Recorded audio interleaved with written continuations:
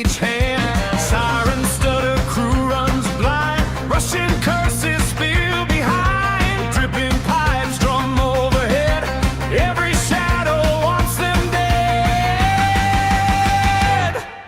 Surf ninja beach boogie on a midnight raid. Spirit dance spinning with a bloody blade. Keep that iron fleet trembling at the edge of the waves.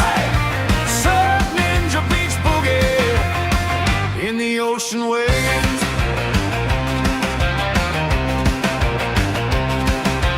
Chart room shaking, maps take flight. Hydrophone hissing light. Periscope spin sees the shore. Mask and board on the water's roar. On the swells they draw their line. Bare feet stamping, beating time. Salt on lips, toes in sand. Spirit dance kills every command. Surf ninja beach boogie on a midnight raid.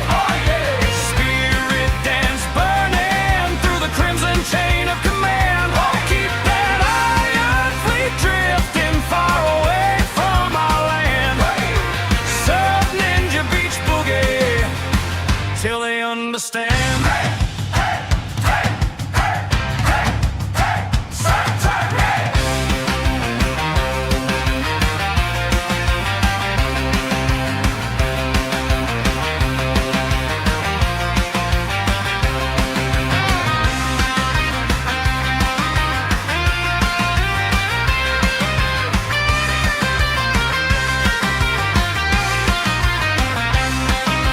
Left foot, right foot, healing foam. Call the storm and send them home.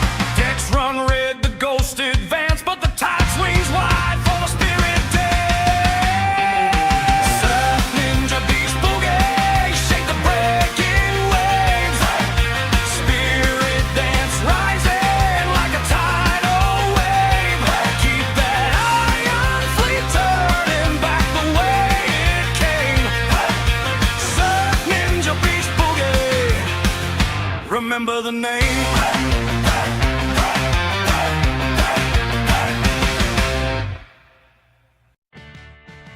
Howdy, howdy, it's your old pal, Tiki the Hut. Thanks for joining me again on another Too Late Tonight with Tiki. I do have a bunch of my zombie hula girls. I showed them off last stream. Unfortunately, I wasn't able to pick up a new pot of Death Guard Green. And that's what I use for their skin tone, so I won't be painting them. Instead, we're going to be building some terrain. This is some TT Combat older style terrain. I don't know if they still make this anymore. This is the Oasis town. You can use it for South American, Central American. You can use it for North African. Pretty versatile set. So I'm pretty excited to build it. Hey, what's going on, Arcade? What's going on, Commander? How you guys doing?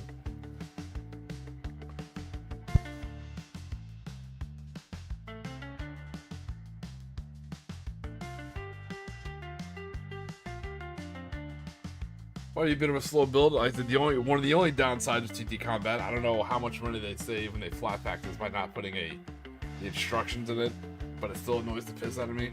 But the instructions are available online, so we'll be building it slowly.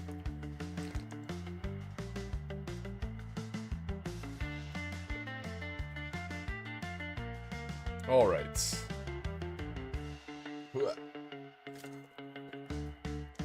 tear into this bad boy. Yeah, if you've never built anything from TT Combat, I said I highly recommend their stuff. Their stuff's pretty cool. Especially their city street lights, I think is one of my favorites. Ooh, a little ASMR, a little unwrapping.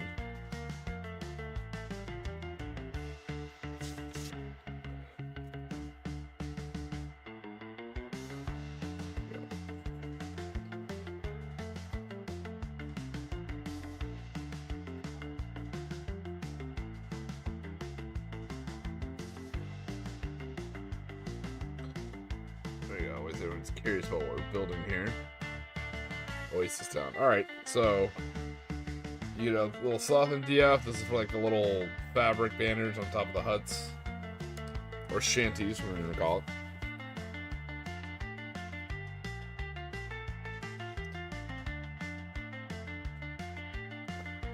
Nice, Arcade. Oh, I'd like to hear more about the demo day you're planning, man. That's awesome. I wonder if you plan an event.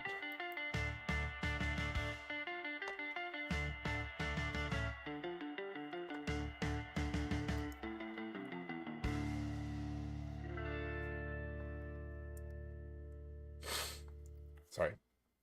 Oof, man, I don't know what it is that I'm apparently not allergic to, but something just really, really messes me up. It only hits me at night. It's strange. Alright.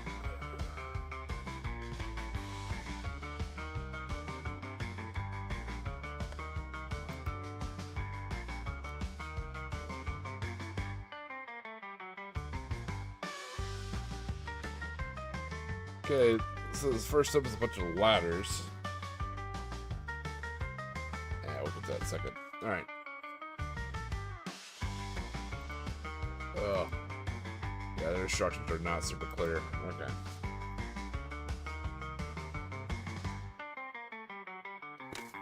It has been a while since I built some Tiki combat.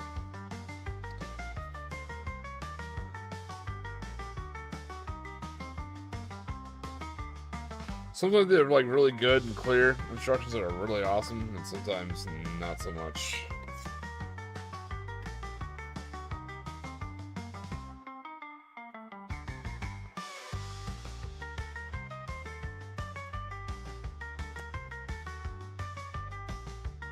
Over here, like trying to play find the crooked wall here. All right, I think I found it.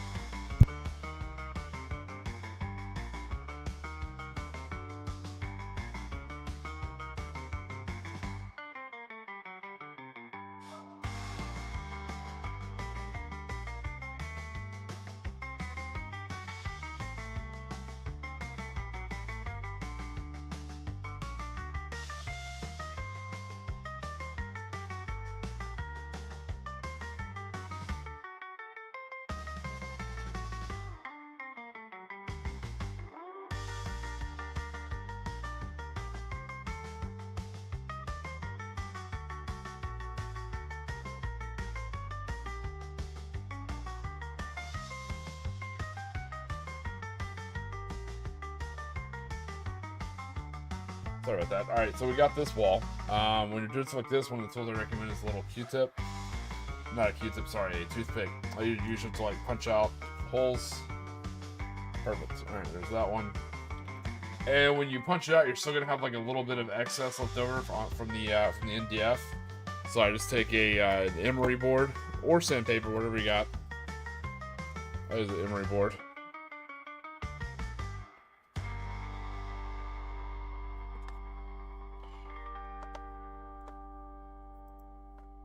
Ooh, someone sent me a picture of their models. Let's take a look. Ooh, very nice. The Italians look good, man. I like it. Alright, table for each. North Africa, Europe, Eastern Front, and Pacific. Oh, I like that.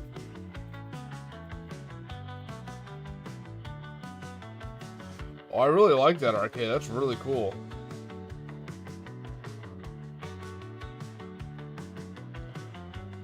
Man, Arcade, that's amazing, man. I'd be happy to sponsor a gift for that event too, if you're interested. Alright, so all we're doing right now is just literally sanding the little excess parts where we kind of get it off. It's not really a sprue, but we get it off the MDF wooden part. There we go. Alright, now it's a game of fucking Dora the Explorer trying to find the right damn piece with the very lackluster instructions.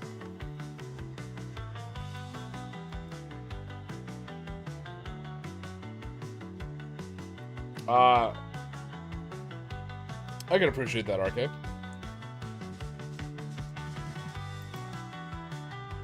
Okay. So now I'm looking for what looks like a roof piece. Like break on with a crack on the top and a whole bunch of little spindly bits. Alright. Oops, found it. Oh my god, yeah, these are not in order at all. Damn you, GT Combat. Damn you, damn your eyes. Oh, these aren't even fully cut either. course, operating Buzz Lightyear's laser totally effed it.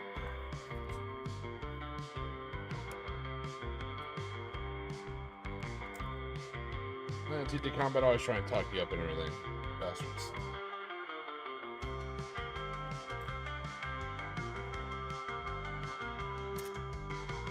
Alright, hold on. So try and get this thing out of here. So, alright, there's the piece I'm talking about. On the plus side, when you're working with this MDF style terrain, keep a lot of your MDF bits. I know it sounds strange, but if you do some trash bashing to make terrain, like with cardboard boxes and stuff like that, you can take a lot of this random MDF stuff and kind of glue it all over the place and kind of make your flat cardboard buildings kind of pop out a little bit more. You know? So, kind of a fun thing. So, that, yeah, Arcade's also like, yeah, Rebel. Yeah, you can use it as Rebel as well. He is very correct there. Alright, so same thing. We take a look at this. We know we have this part right here, and we know we have this part over here, so we're going to hit them with the emery board. Get them all nice and flush. Trust me, it's worth doing as you go along, so that when you finally have the pieces out, you can actually fit them flush.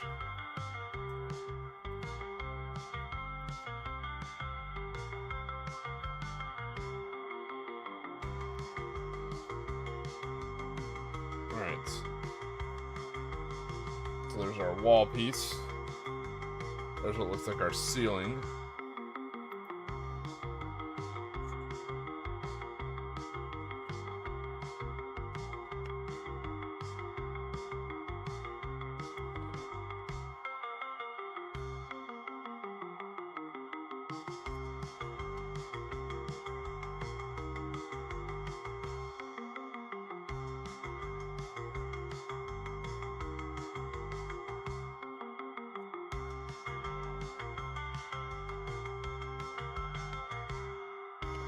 Well, I think this is our piece. Hold on, now I'm kind of confused. Nope. Oh, I think it's the wrong piece. Motherfucker. Test batch of Falschmaker's done. Nice. For those who are curious what I did paint today while I was at work, I do have this guy. I know it's not technically... It's not Konflikt 47, but... I finished my Ridge Runner. Ridge Runner's kind of cool, and... It may not show well on the camera, but it's color changing paint. So it kind of just looks metallic blue, but it actually shimmers like blue, purple, a little bit of green. There you go. You can, as I turn it, you can kind of see the purple and stuff like that. It's kind of cool. I'm really happy with how it turned out. It's kind of hard to do. I really had to finagle with it. But I'm happy how it turned out. Alright, speaking of things that are hard to do, and I'm trying to get to turn out well. Oh, okay, I see the right piece. Alright, I punched out the wrong piece. Alright. Yeah, Green Vault ATV. Yeah, that's exactly what I was going for. I was going for a very, you know, like, Vice-style undercover car, so I wanted that cool look.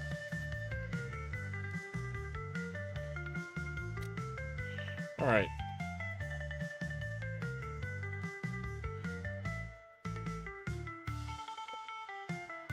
I'm excited. I should be picking up my book, my Fortress Europa, from my shop here for my next day off, so I'm pretty excited about that. Get reading, and hopefully there's some lore in there to actually put out some more videos. We shall see.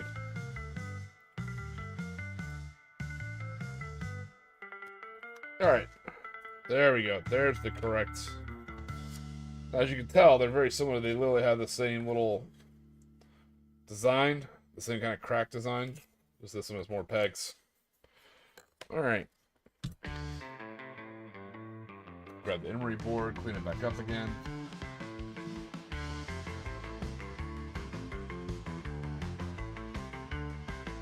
You can tell I built a lot of these.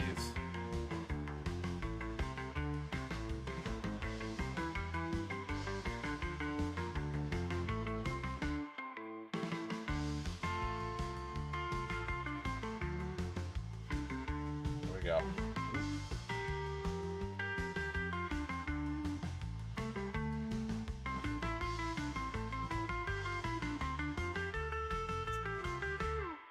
Alright. There we go, there's that piece.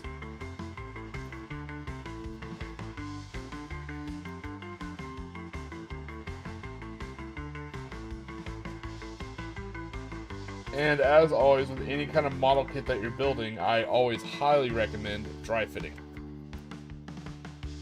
So instead of gluing, we're gonna dry fit as we go. All right, cool.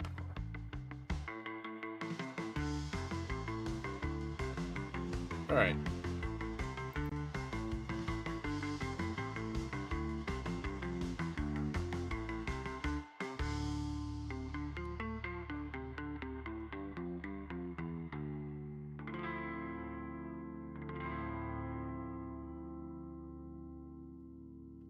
Oh, what? Okay. Oh, okay, they're cooler right here. Like, there's these little itty bitty pieces that are shaped like B-2 bombers. These are like wall anchor pieces.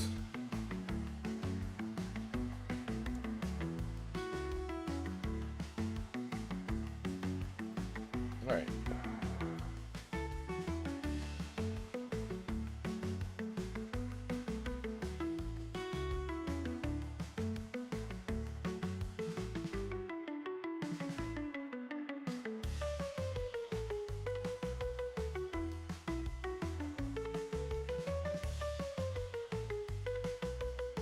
Gonna go in these little. See how you have these side holes here, here. Kind of goes in there. Wood glue, absolutely not World War II. Oh, I forgot to do that STL. I'll do it right after the stream if I remember. If that's alright.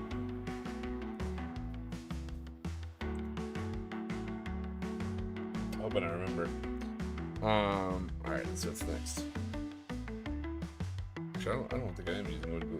I had my glue out. Oh, there it is. I am using, with TT Combat, I use just clear PVA glue, actually. Wood glue probably would be better.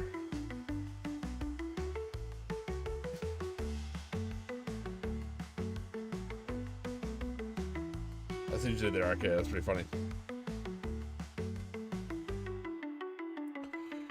Yeah, definitely. I got you, World War II, definitely. Alright, let's see what the next piece is. Alright, so this one has a window with some damage in it. And 1, 2, 3, 4, 5 holes in the top. Alright, so digging through my pieces, looking for it.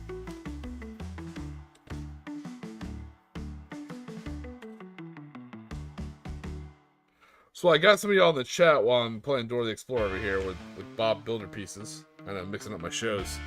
What are some of the things you guys look for in the event? Like, what really makes or breaks a tabletop event for you guys?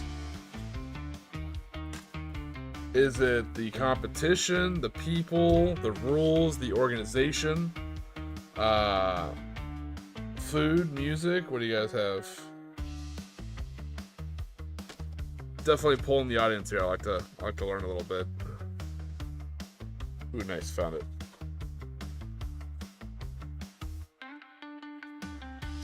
Okay, the gaming, gotcha. Hey, Mike, what's going on, buddy? How's the world of Adepticon treating you? Glad you weren't grabbed by some Demonette of Slanesh cosplayer.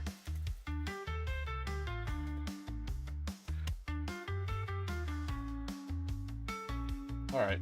We found our wall here.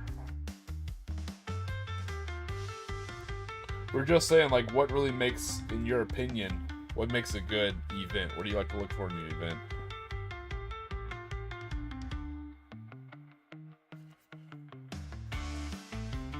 RK, you know you're not allowed to mention Berlin. We don't talk about Berlin, but no, it's an excellent point. Yeah, I got super into it. I was super excited. I thought it was crazy and awesome, but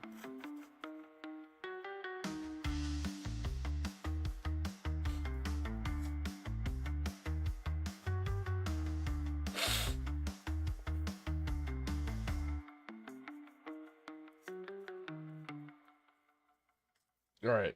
Oof.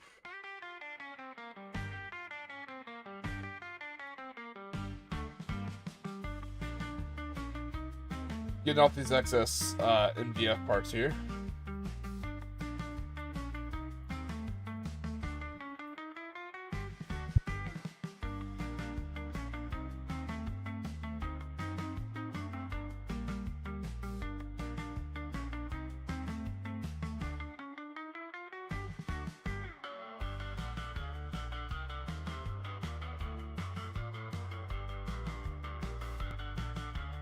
All right, Tato, that's a good point. Yeah, it's the people learning to play. That's a good point. Having a cross whole table length, yeah, that was bad.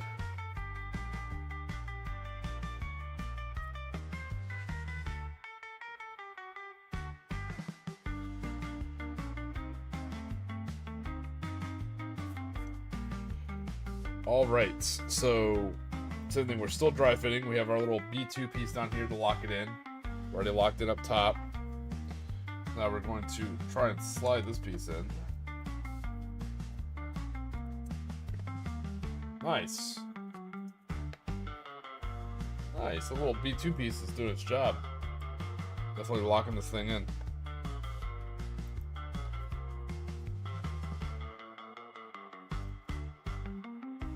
What does it look like on the inside? Nice.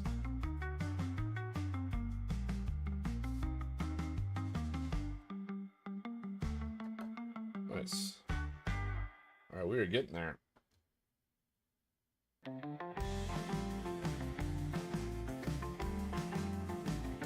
Oh, you gotta hang out with both Cosmic and Ginny. That's awesome. Glad to know there are two people and not like the same person. I'm glad it wasn't like a,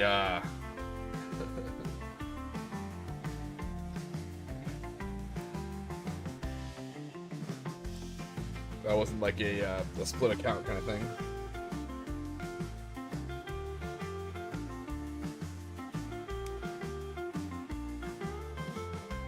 Hey, Tom, what's going on, brother? Yeah, I'm sad I missed you guys at DevCon. I definitely have to go next year. I think it'll be a lot of fun. My sole job is, first off, to try and not spend all my time at the Gasland stable. But secondly, just try and meet as many people as possible in person. Alright.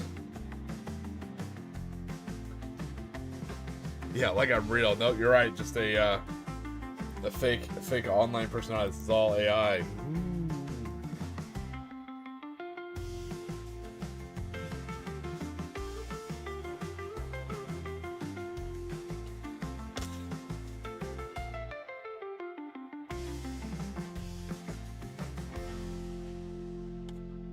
Alright.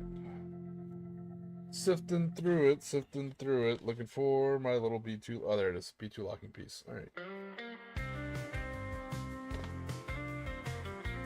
There are 10 sheets of wood for these. A whole bunch of buildings. They're decently sized. I mean, look at this thing.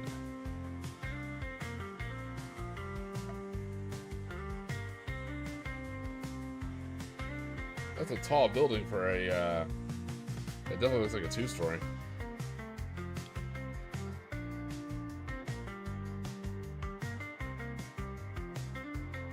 Ooh, RK, you're trying to pick fighting words. So, I don't know what you mean by Southern barbecue. Every Southern place, yeah. Every Southern place does their own style of barbecue, you know?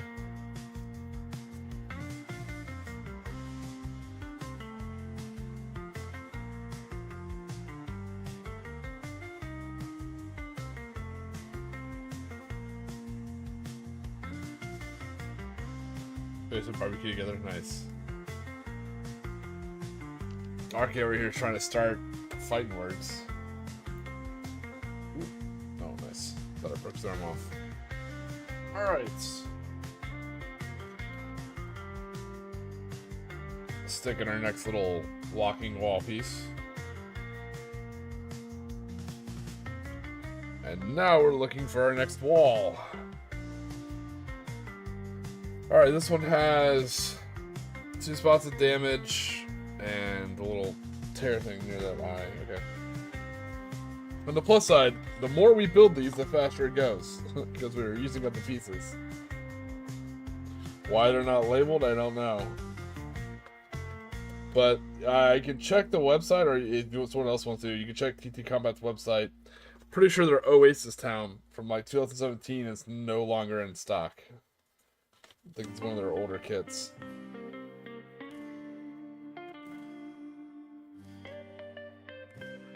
Ah, found the piece. Alright, there we go. Yeah. Yeah, I really like Where's Waldo. Alright. This is nice. I'm thoroughly enjoying this because I said a lot of times I paint. It's kind of hard to like paint and reach all the way over, and this is nice. I'm relaxing, chatting with you guys, and just enjoying the thrill of the build. You know. Ooh. All right, there we go. But I am liking the chitting and chatting, and I know Mike and Tom showed up. What do you guys look for? What do you guys really enjoy, or what makes like a event success for you guys? Like when you go to an event, like what is something you notice, or what do you want to see, or what do you value above all else? Like some people it's the people, some people it's like crazy cool scenarios that they don't have available at home.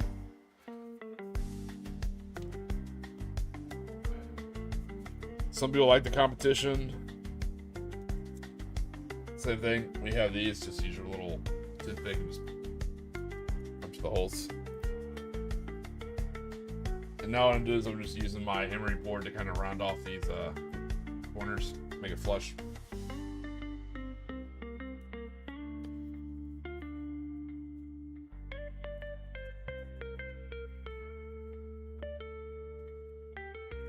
Oh yeah.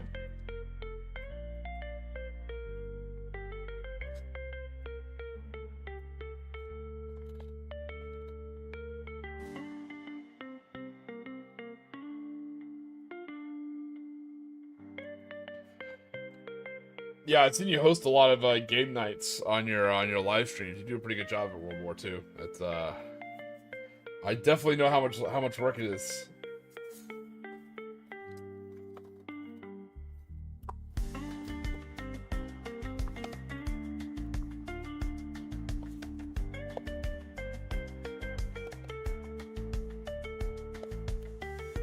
Ooh, this is why we dry fit. All right.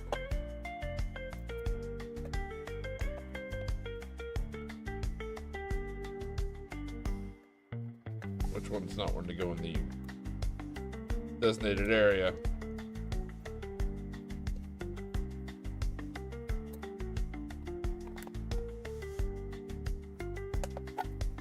Ah, there we go.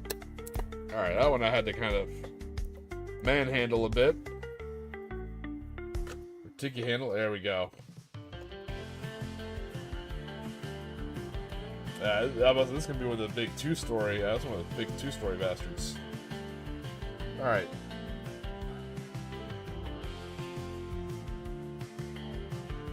Snacks, water to the different types of people. All right, this is all good information.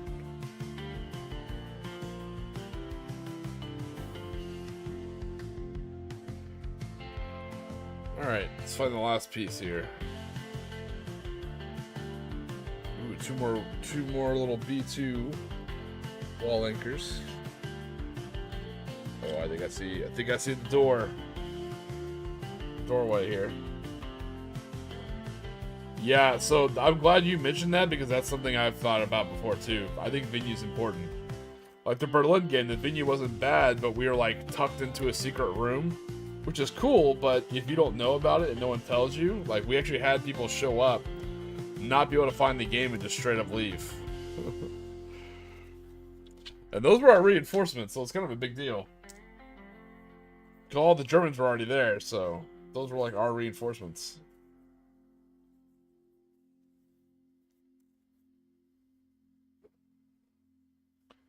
Alright.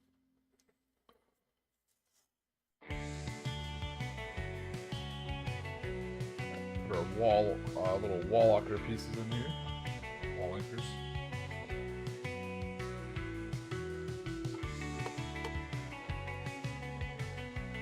Once we have this all dry fitted, we'll break it back down again with some glue, and then we'll glue it all back in.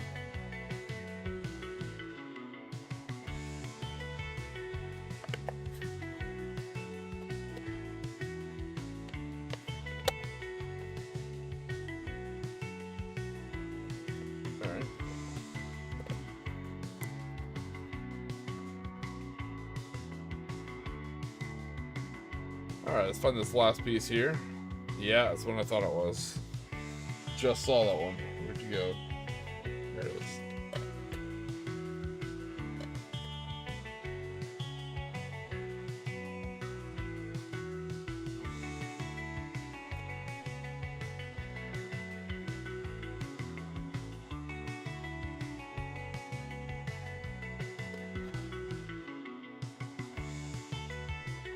Alright. So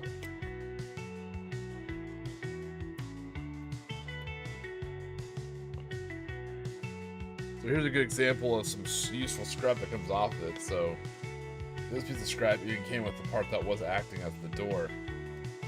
So I could really use that for like a ramp somewhere, some more. So, oh yeah. It's like these MDF sprue. I wouldn't even call it sprue. Like these wooden sheets are just a gift that keeps giving. Well, like Arca says, you can tear them down and use them for like rubble in your urban style basing.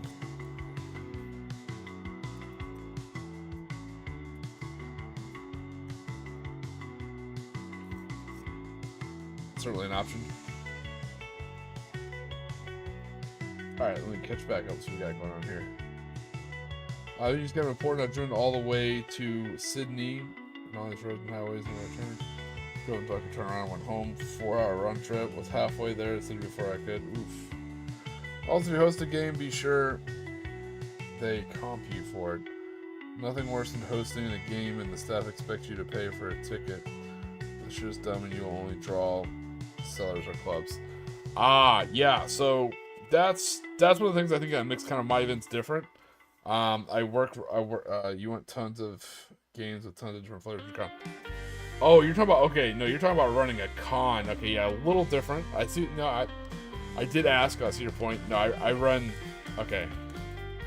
I can't imagine running a con. Maybe one day. That's crazy intensive. Sounds like you got experience with it though, World War II, and that's pretty cool. But I don't think I can imagine doing that. It's a little too much brain drain for me. I don't think my little gray matter could take that kind of battering, you know.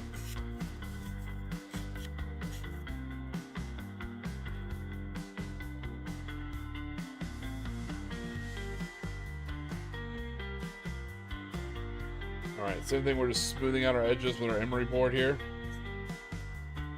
And we're going to dry fit this bad boy. Double check the instructions, make sure I haven't forgotten anything. Hey, Swark, what's going on, buddy? We are building some terrain. Alright.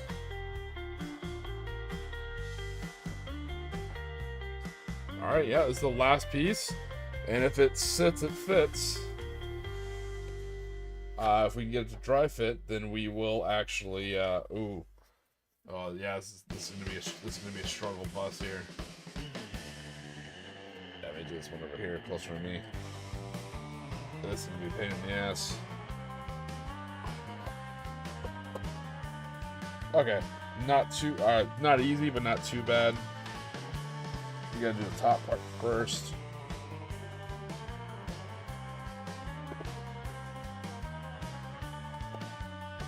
Alright, cool. There we go. Nice. Alright.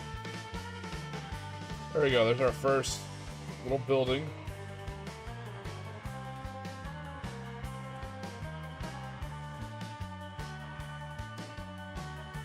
And same thing how I was telling you about saving the scraps, what we can do is on the inside of this window, we can put a little bit of wood scrap down right about here, but on the inside, that way you can kind of put your model on top. You can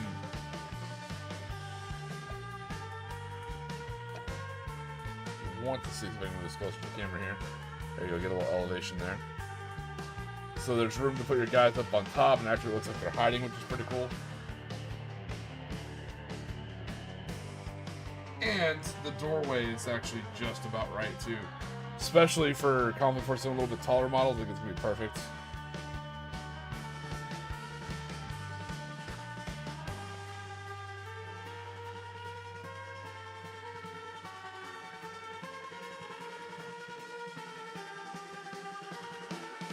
Finished writing a short story, nice. Yeah, no, I definitely looked at that. Like, we have a Liberty ship in my town, like a museum, so I thought about hosting stuff there. So what I've kind of done, what's worked for me, is I pick, either pick, you know, I have my cruise line, or the cruise line that I do, it's not mine, but, or when I do some of these shops like Warpfire, I meet with them, work with them, you know, on a one-on-one basis, because one of my goals is to keep the cost of barrier low. You know, you're already going to have to travel, you're already driving, you've already paid hundreds of dollars for your models to paint them and everything like that, so I try not to put in too much of a cost. So I generally like doing it in a store. Yearly gaming convention at the Texas. Oh, that's cool. I didn't know that. That'd be awesome. Not a lot of room on the USS Texas. That is surprising. Like, I can imagine them doing it on the Lexington, but not the Texas. Alright, so now that we got this done, we're going to break it back down again, and we are going to start gluing.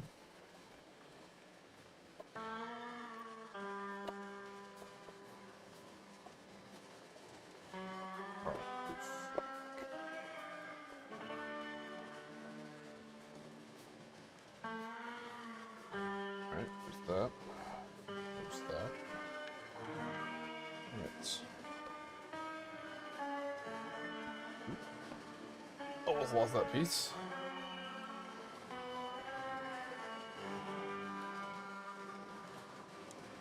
Alright, there we go.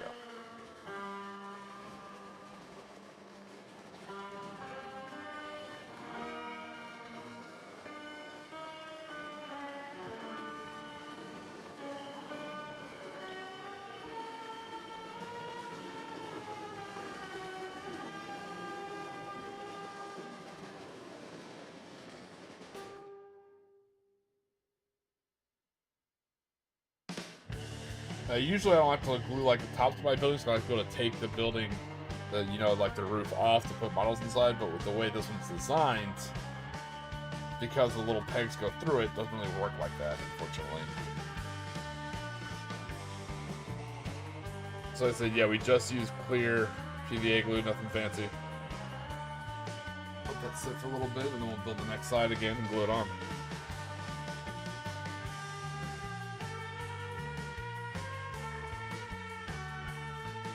But I know, I appreciate all those tidbits and info. Yeah, I think doing it at a cool location would be kind of cool. That was something to think about.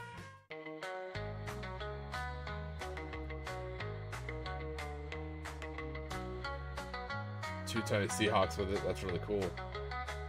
Two little Seahawks that came with the USS jersey. That's pretty neat. That had to be after they did a modern refit for it back in the day. All right.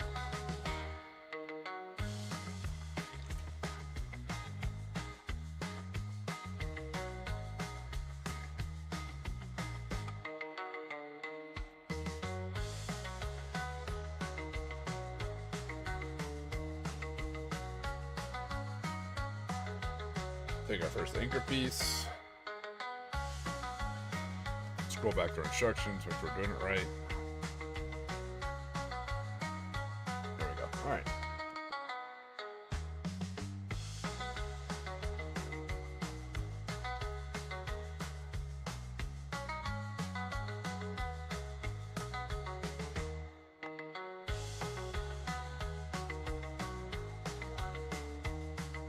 Hey, what's going on, bots? How you doing, man?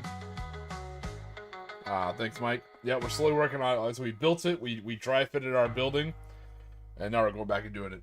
Yeah, so we had this little oasis town. We found this, I got a flat pack of terrain from, it's an old Tiki combat kit, so we're actually finally building it.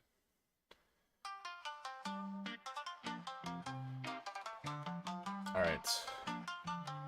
So now we're going to glue on these little cross beams here. So yeah, you can build these, like I said, I think depending on how you want to paint them and how you want to spruce them up, these can either be South American, like Adobe style, or these can be like North African, Moroccan style. I think they're originally designed to be a very like desert style one, but when I first got them, I looked at them for a more Central South American vibe. They also have a really cool one that's very similar to it. I think it's called Mexican Village Ruins, and it's a bunch of buildings like these, but they're destroyed. which is kind of cool.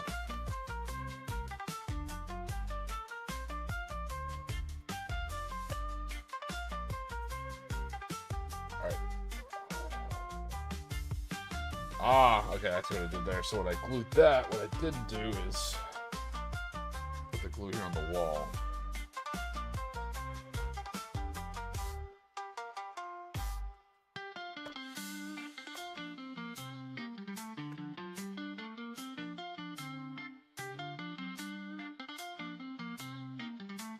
So see over here, I'm having to like kind of Spider-Man it, put on a little bit of pressure here.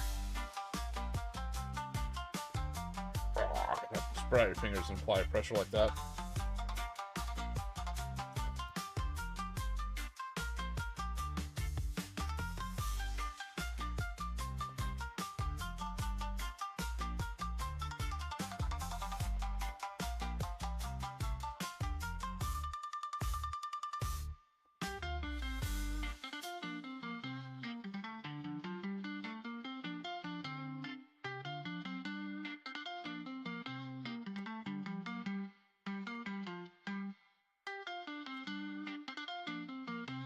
All right. Do I have anything? Do you do anything to the edges and punch through peg pieces to keep it from looking like it's obviously made from a kit before you paint it? Oh, sorry. I was reading that, so it's so funny. I'm literally, if you guys can see it, I'm using both my hands. I'm not a gene circle yet, so I only have 2 hands. So using 2 of my hands to hold it and apply pressure. So I was like scrolling on my phone with my thumb to try to read your message. It depends. Depending on how it looks, I may do some like battle damage and cut some stuff off so it's not too uniform. But no, like I'll show you here. The exposed brick on this MDF, it actually turns out really well. I did it recently when I did my air control tower, so I whipped more like a Mediterranean style, so it was like a white building. I used some Citadel white spray paint on it, and I picked out the, actually my wife helped me, picked out the bricks with a red contrast, and I think that's the key. I think using, I know it sounds crazy, not a lot because it's expensive, but using a little bit of contrast paint on some of this MDF stuff, especially this recessed exposed brickwork, really makes it pop.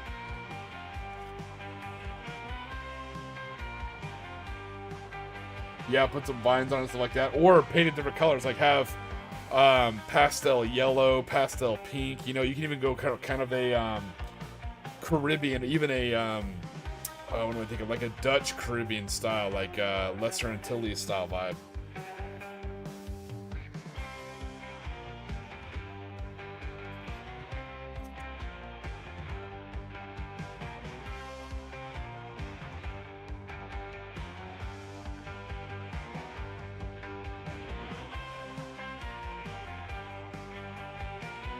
Alright, I think that's... Okay. So... move this. So I was holding that while I was talking. Alright, so yeah, what I'm saying is like right here, this exposed brickwork. So after you hit this whole thing with like, whatever color you kind of want to do, I'd pick out these parts right here, these little pegs. Pick those out with a good wood color. And then this little exposed brickwork, like I said, you can kind of do that with anything. If you want to do it with bricks, like I said, I think using a contrast red, I think that's what we picked it out with. It ended up looking really, really good. You make lists for tomorrow? Okay. Alright. As you can tell, it's all, a lot of it's glued on the inside. We have our little wall anchor there. Alright, let's go back to the next step that we already tested and dry fitted. Okay, it's the solid piece of wall with some damage. Perfect.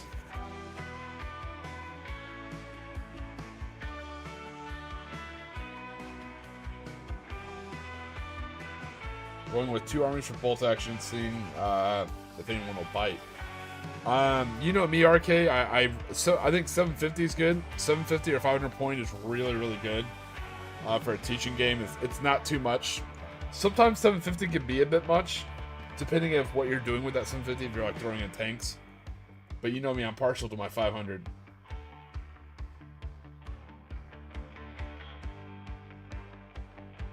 But as you know, it can be hard building a list for 500 points, and only 500 points. There is no Tiki point. There is no 501.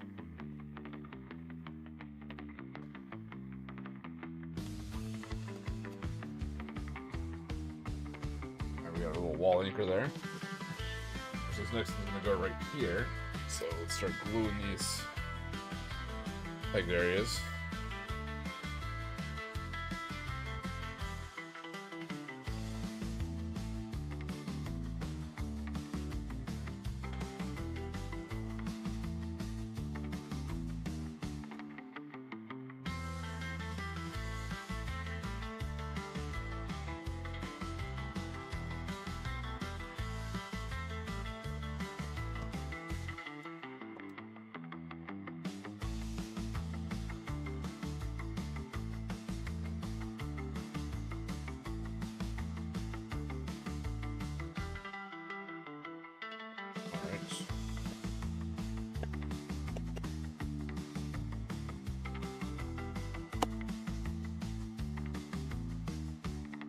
There we go.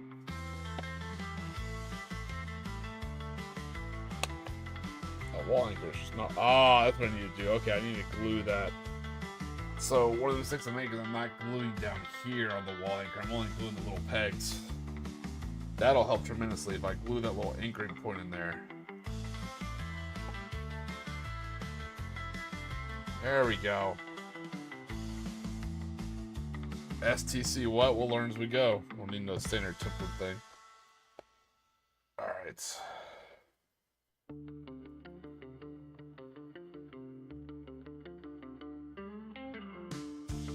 Yeah, Commander Joe, you're kind of getting what I'm putting down this Adobe style. Oh, absolutely.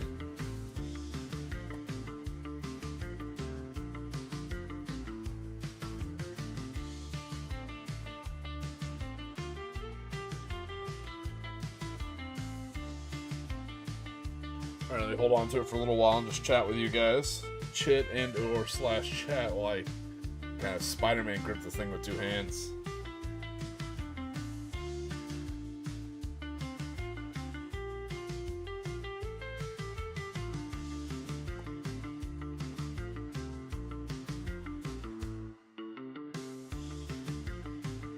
I mean, you can even try and make this look almost more modern too. You can paint these like pretty decent colors and hit the exposed brickwork with gray actually, and pick it like it's done with cinder blocks. So you can do kind of a more modern style, cheaper construction, or like I don't want to say cheap, more like rapid construction, like what you would find in like developing areas.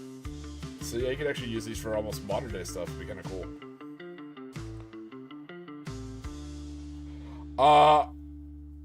RK, I would go Air Observer, only especially for a teaching game, because Air Observer has the ability that the plane not only misses, but the plane could accidentally hit something else.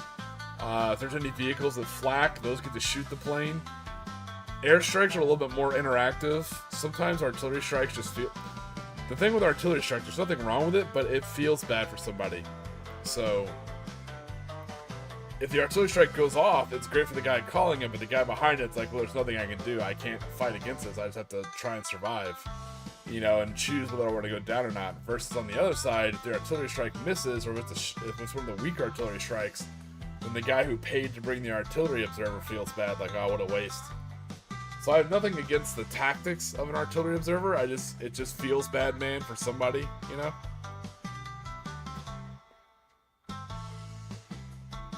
Yeah, that's kind of cool. Air for Americans, artillery for Axis, yeah. Hey, a nerd's nerd, what's going on, man? You can't see it right now because I'm holding it in my hand. We're actually building some terrain.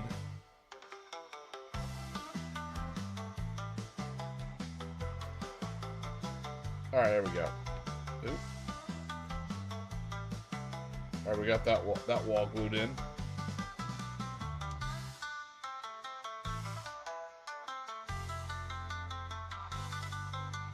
Well, that's what, yeah, so what I personally like about the Air Observer is I think starting out, if they're the same price, remember I have to say that because the Imperial Japanese Air Observer is actually cheaper than their artillery observer.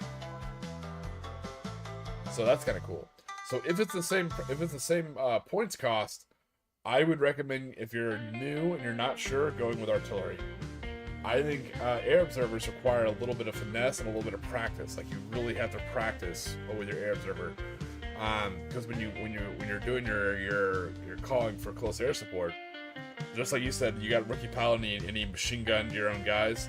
You really have to make sure you pick your targets like carefully. Not just are they far enough away from your guys where you're not going to accidentally hit your own guys, but also, more importantly, is there a chance that they'll move closer to their own guys in case you manage to get to hit one of their other guys. And remember, with aviation, it's not too much about the damage. What you're really hoping for with your air observer is you're paying for the pins. What you want to do is absolutely suppress the hell out of his forces back there. So a lot of people will put it on like they'll think about that, like, okay, pins, yeah, and they'll put it on some infantry unit, thinking like, hey, even if it's a strafing run, I'll be able to like knock out this infantry that he has. Like, usually it's like vets with some machine guns. The problem with putting your air observer target on a group of vets with some machine guns is he's going to run those up the board. So by the time it's the second or third turn, when your roll finally goes off and you get that rookie pilot, his veterans with some machine guns are probably within spitting distance of your own combat lines. So,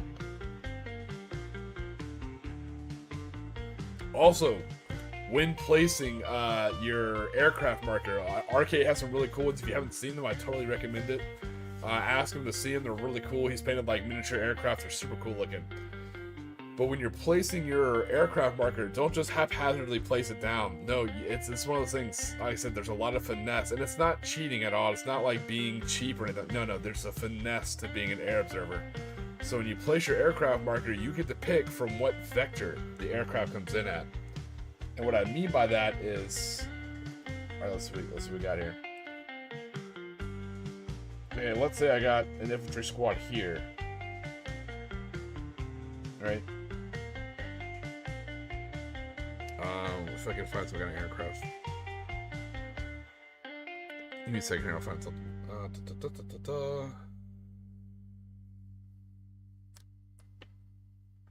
Okay, cool, here we go. Here's something cool. Alright, so this will be my little aircraft marker.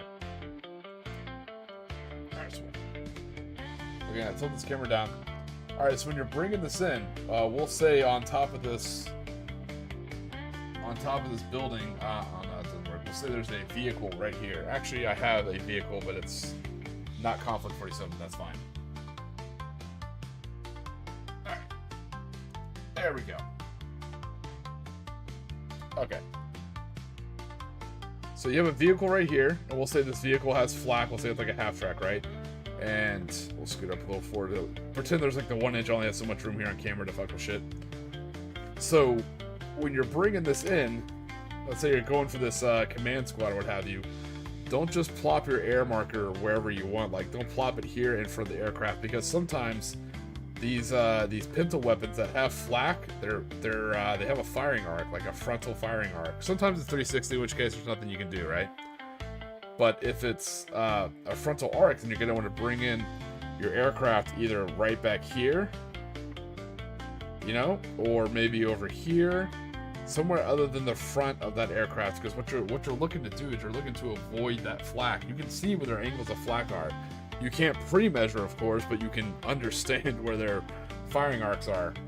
Also, building, depending on how you guys are running your terrain at your table, if you're playing true line of sight, which I think, you know, normal people are how it's intended to be played, not infinitely high ruins and a bunch of other dumb shenanigans. Anyways, if you're playing true line of sight, then you can actually call in your aircraft to come in behind where there's some terrain that might protect it. Or if you guys are playing, again, true line of sight, that's not really going to affect it. They'll be able to see over the terrain because it's kind of coming in, you know? So it's all about how you're going to do it. And when you're calling in, like, so make sure you pick a good target, that's either going to stay static. Me personally, I like picking officer units. Low model count, you get some good damage on target. Now, they're easier to get rid of their pins because they have high leaderships. They can just rally and get rid of their pins. That's true. But usually, people take officers for their leadership aura. They want their officers close to other units to get that leadership bonus.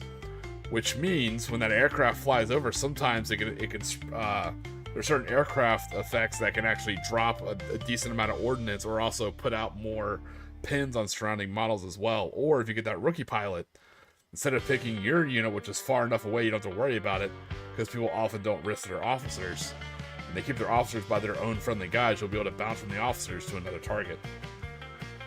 So, I know, not a very good camera angle for it, trying to talk you through this, but long story short, RK, I'm partial to air observers. I think air observers are awesome. They just take a lot of serious finessing. You have to, and sometimes you can do all the stuff right in the world. You can put your aircraft marker just right, do all that Gucci stuff, and then the dice gods will absolutely laugh at you. That happens too, man. That'll absolutely happen. So hopefully that helps for you guys who are tuning in for that little Tiki aviation tip of the day. You know how to call on those airstrikes. But really, really, really, like, think twice before you put down your marker. Don't just put it anywhere. You can really, because simply if you come in, because you don't just put the marker down, you also say where the aircraft is coming in at. So, like, you'll want to come up these, like, sometimes you'll want to come up the stern of your enemy because all their AA guns will be facing forward, you know? Just some food for thought.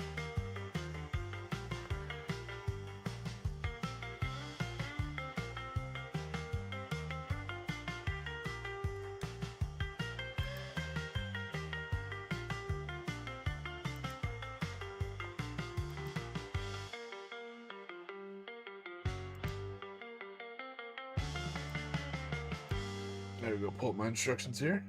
Finish this last wall. Well, I think it's going to be the tougher one. Alright.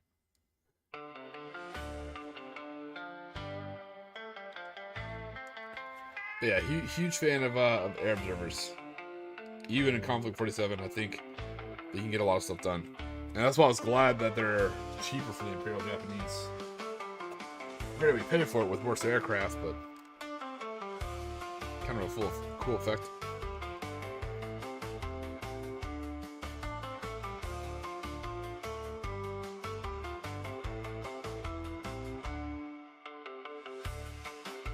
I don't see the artillery go off that well too many times. I think you had a good artillery barrage when we did the multi-game arcade, but I can't quite remember.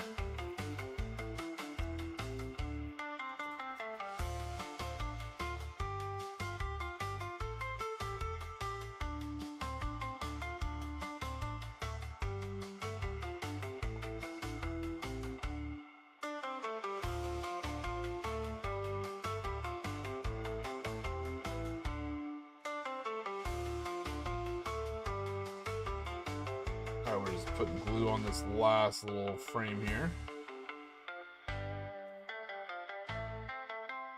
We went too high with that glue. Don't need glue up there. Alright. Handle this bad boy a little off camera. It's a little bit easier to finesse.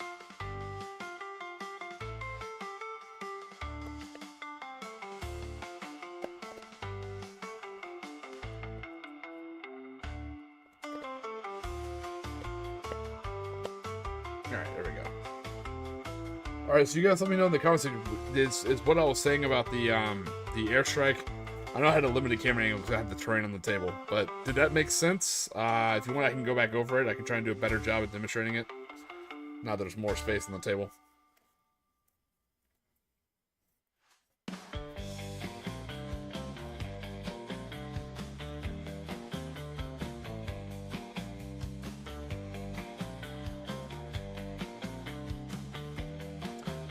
Absolutely. Yeah, you can send it to me,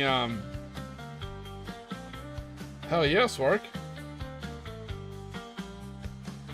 Send it to me on a DM through Discord, and if you want, if you're interested in it, I'll read it out loud. Up to you, brother.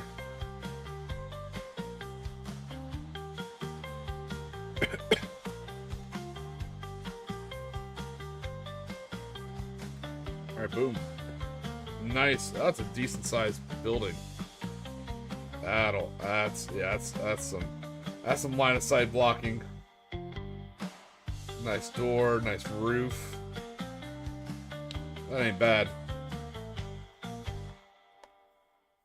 Alright, I'll send it a few. Cool, no worries. I'm gonna start working on the second building we have.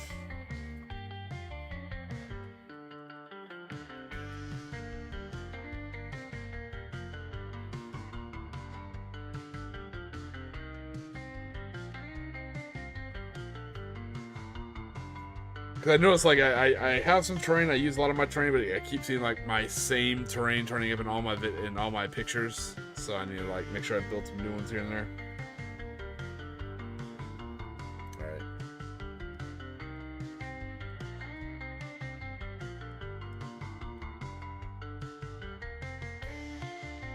All right. Now we're looking for a smaller rooftop.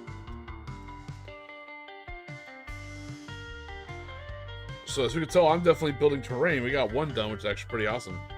Super effective. What's everybody else working on? I think RKC is working on some of his Fallschirmjägers. Poor Mike and Tom are probably recovering from Adepticon. It looked like so much fun. I'm pretty jealous of you guys.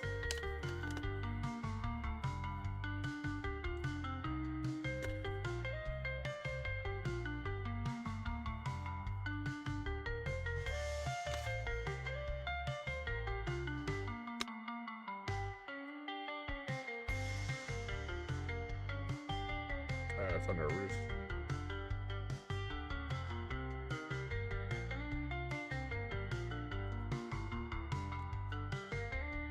Alright, punch this roof out. We'll get building our next piece.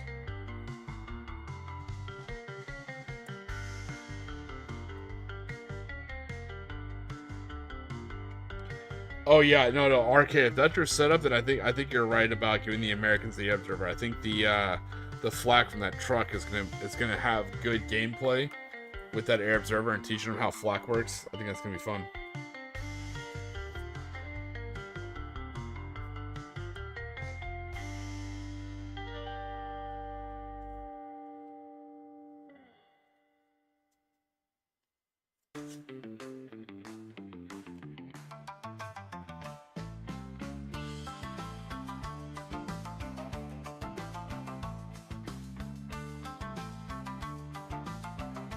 Does either side have any mortars at all?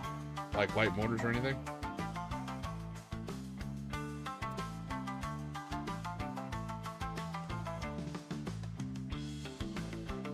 Alright. Both our pieces out. Now let's clean up the MDF a little bit. Their memory board. Well, I meant any one of the ones that had a artillery or air observer, because I think it's going to be huge. Showing them how you can use your observers as a spotter for your team. Get that nice little inner army synergy going, you know.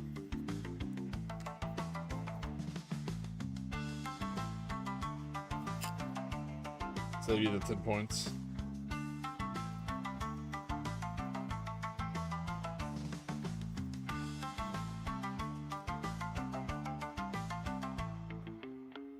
Alright, there's our roof.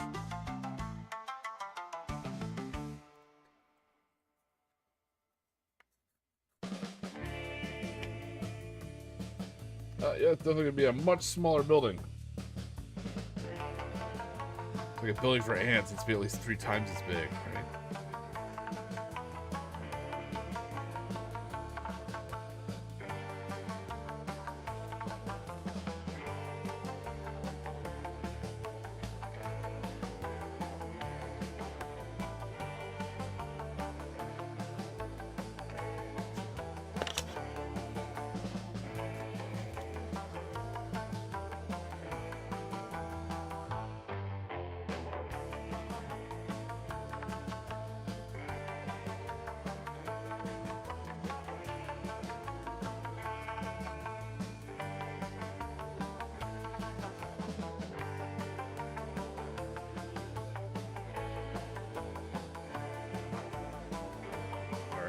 Other wall.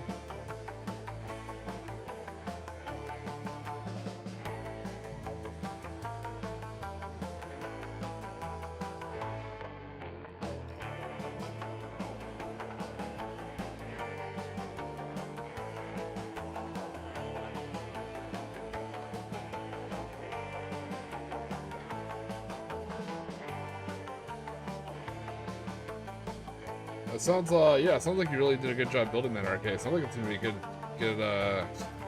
event with good balanced forces. I hope people show up, man. If they do, totally take pictures, man. I love to see it.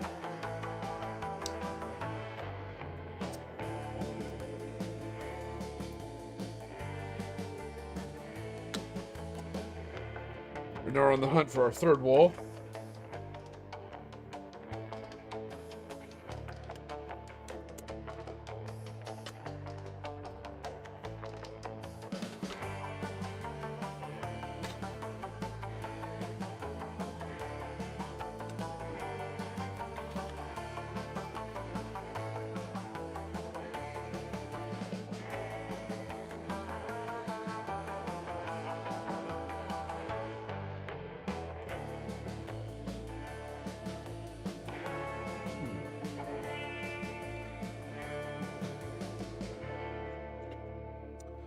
Where, oh, where could the third wall be?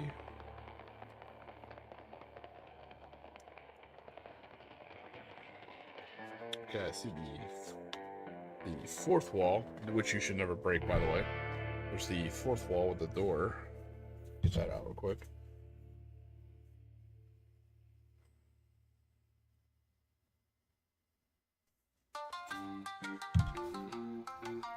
Empress miniatures. I don't think I've ever heard of Empress.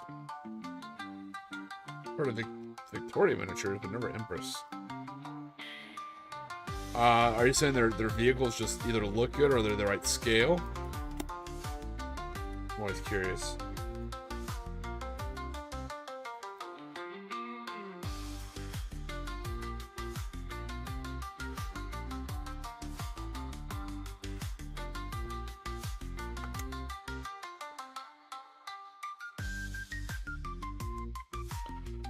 Yeah, Swark, I'll send it to you right now, buddy.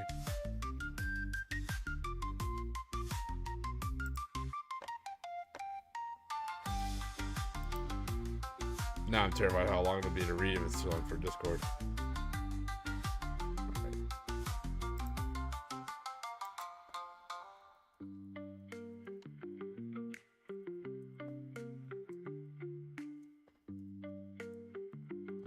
Alright, emailing you or sending you the email from my OnlyFans account, TikiTicTacAllToes.com. There we go.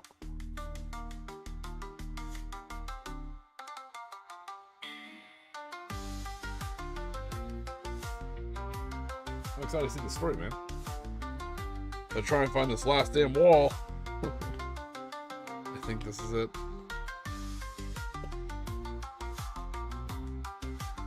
I feel like this is it.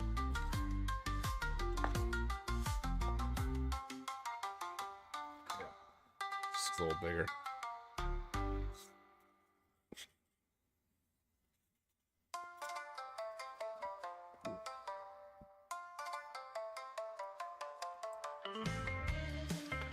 Ah, I see what you're saying. Yeah, that's always the hard part is some stores availability, some stores shipping. It's like, I don't 3D print, you know, I try to order models, but man, I feel like these stores make it hard. Like, I now understand why they drove so many people into the arms with 3D printing. Like, it's so hard, and I know it's not their fault, but keeping stuff in stock, high shipping, it's like, ugh. I've gone a wall too far.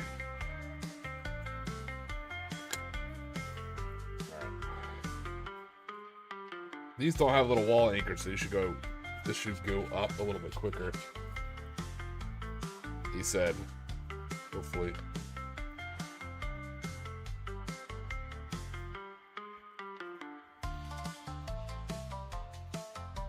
I think when I finish this train, I think I'll throw it on my table in my garage and get a nice little 500-point game in.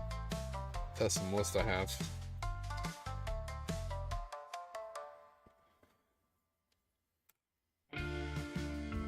Making some popsicle sticks and like build some like walkways between some of the buildings maybe.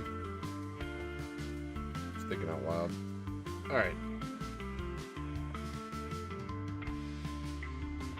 Let me check these instructions here.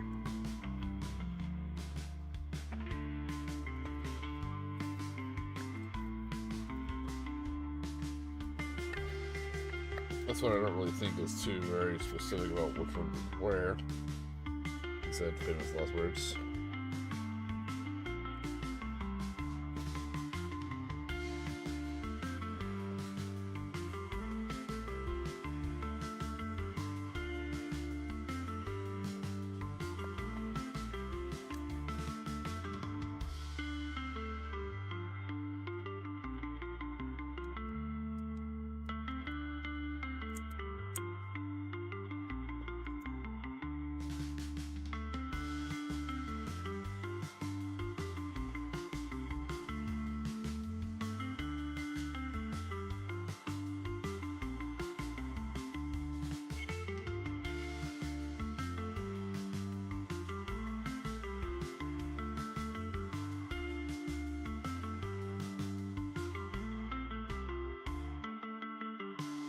Alright, there's the dry fitting for this one. Little more dilapidated, more of a dilapidated shack.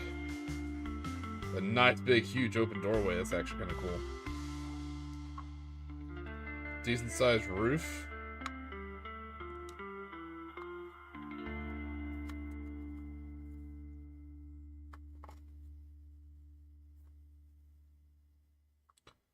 Looks like you fit a 5-person team up here, actually.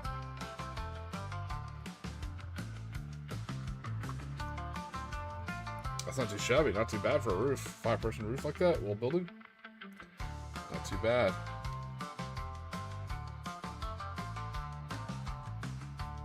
Oh, no worries, Spark. I'll take a look. Let me finish this building. I'll take a look.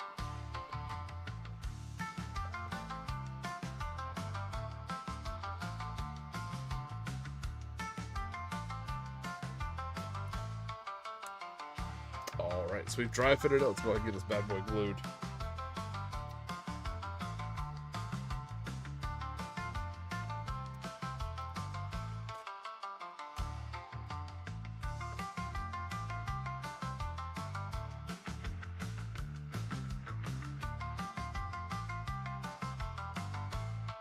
I think going through and doing all the ladders is what's going to take me forever.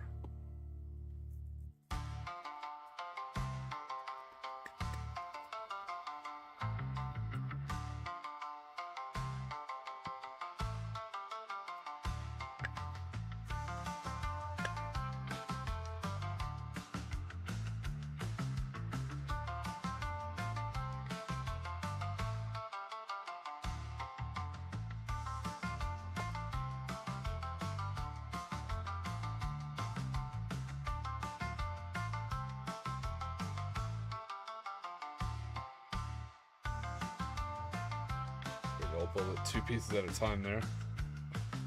Alright, so let's take a look at the story while we wait for that to dry a little bit. Hey, I got a email. Phone with mail, motherfucker.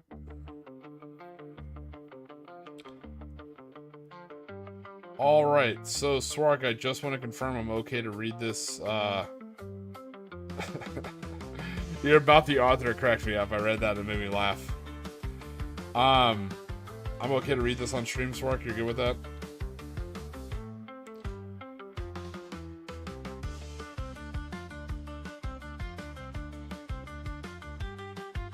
I'll wait for him to confirm before I start reading it. Oh, yep. Okay, cool. Alright. Alright, a letter to my past self from the me of 2029. Dear me.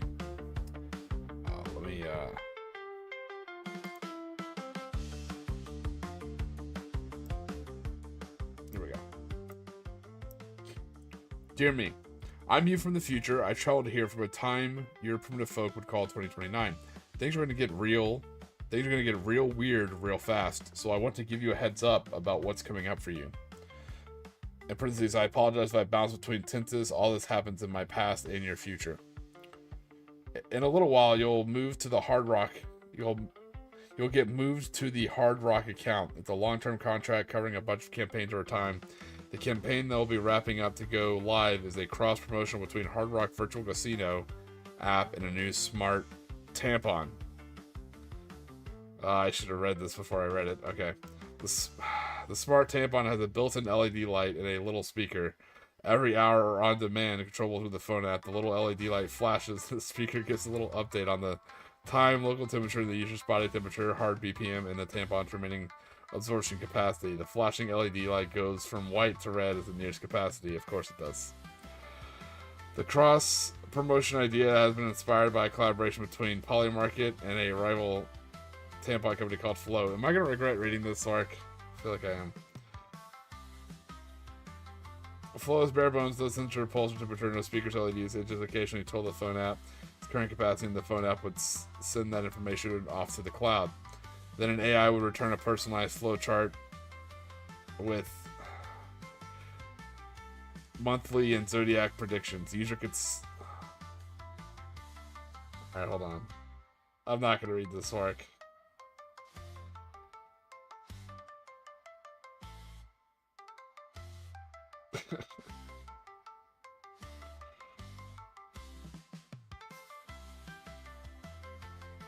Alright, it's a very funny story, Shark, but I'm not going to read the whole thing. I liked it, though. It was funny. I was sitting there reading it, I'm like, okay, and no. Alright, cool. It is a very funny story.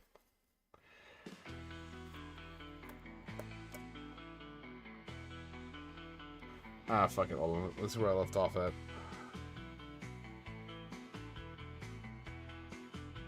Okay, cool. I see where I left off at. Let me glue this wall and I'll pick it back up, Swark. It's the least I can do for you, buddy. Alright.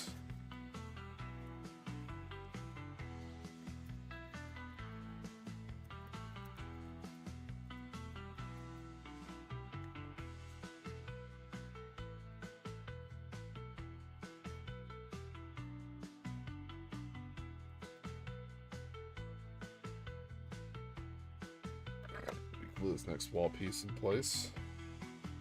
Yeah, I definitely should have. New rule. Anytime someone sends me something to read on stream, read it. It seems like common sense to read it before you read it out loud. Oh my god.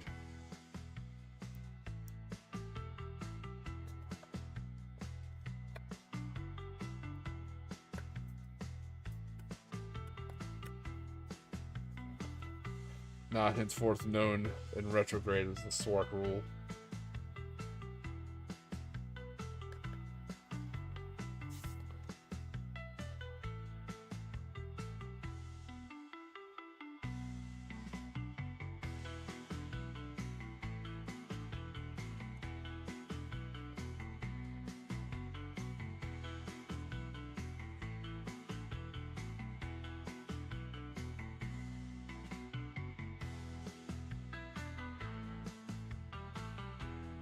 Figure stuff like the Halo rule, yeah, it's like the cold protocol, you know.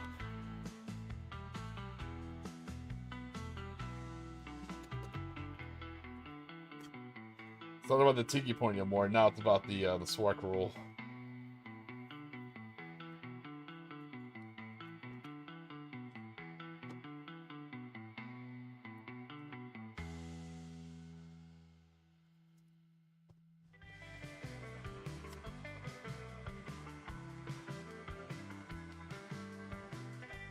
Ironically, I was just thinking about that cantina we ate at. That place is actually really good. I liked it.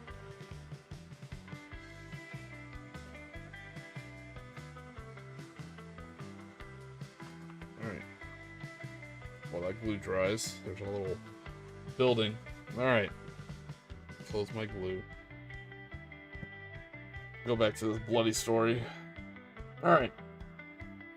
Where did I last leave off on? Okay, the cross-promotion idea had been inspired by a collaboration between Polymarket and a rival smart tampon company called Flow. Flow was bare bones, no sensors or pulse or temperature, no speaker or LEDs. It just occasionally told the phone app its current capacity, and the phone app would send that information to the cloud, and AI would return with a personalized flow chart with the menstrual and zodiac predictions. The user could sync their flow chart predictions with their own calendar apps. Flow's tagline was, "Go with the flow because you never know." Coincidentally, Polymarket had been running some shitty AI ads with an almost identical theme, a flashy, fast-paced redo of the "I'm a Mac" and "I'm a PC" ads. Smart, safe money guy points at a graphic and says, "Go with the flow." The narrator says, "Or," and then a ripped Daredevil wearing a linen suit with no shirt drops in. pounds the button for long odds on a bet as he winks at the camera and says, "You never know." A mashup of Flow and Polymarket ads briefly go a little viral, and then influencers promote Flow and made their own flow charts public. Their followers started betting on their flow charts' accuracy in the Polymarket. When flow companies see how much money other parties are making from betting based on their data, Flow cuts a deal. Polymarket gets all Flow's data anonymized if the customer opts out, and Flow gets a cut of Polymarket's VIG. I like you just put in the word VIG on Flow bets. VIG is the interest that usually a bookie puts on your bets, by the way, in case you didn't know.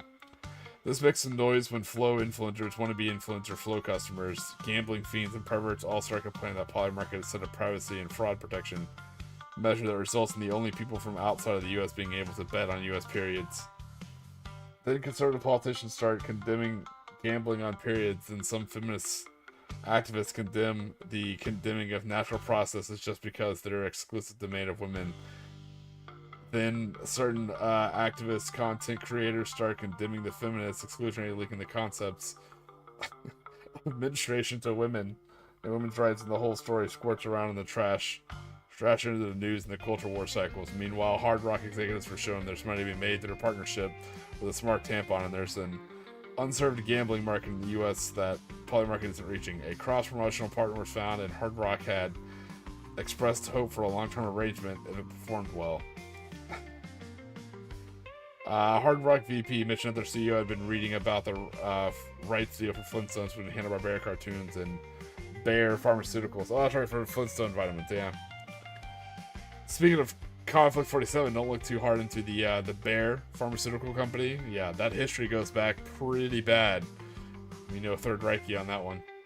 Alright, the heart of the cross-promotion is that when the tampon detects it's inserted and syncs with the tampon's phone app, which unlocks a code for a free spin on the slot machines at the Hard Rock Virtual Casino. As part of the campaign, the agency designed a character for each tampon site. Jesus. Mega the Millionaire is the hybrid Taylor Swift, Emma Stone, Cruella de Vil, plus a curvy woman always dancing. She's never in the red.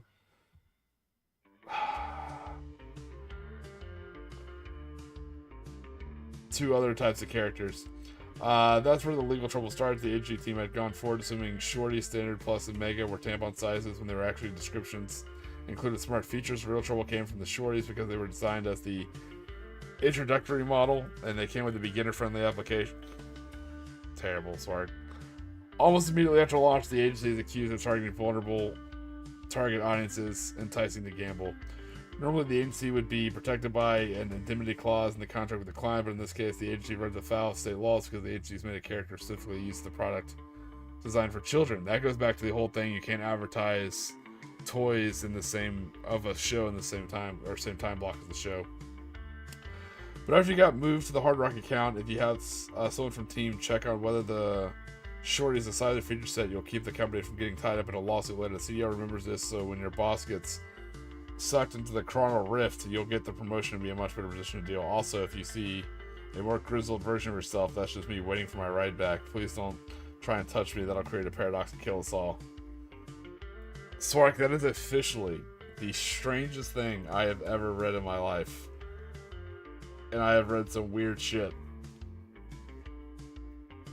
Ironically, it's the same amount of people still in the chat as when I started reading that.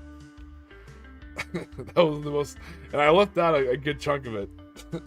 That is by far the strangest thing I've ever read. I now implement the Swark protocol. Always pre-read the whole thing before you read it on stream. Alright.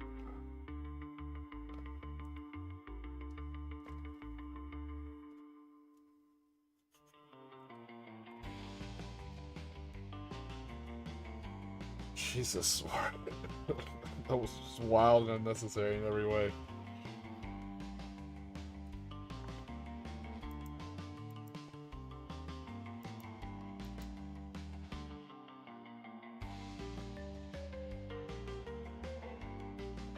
Oh, I left out some of the more choicier bits and lines to try and help you. I figured you were eating.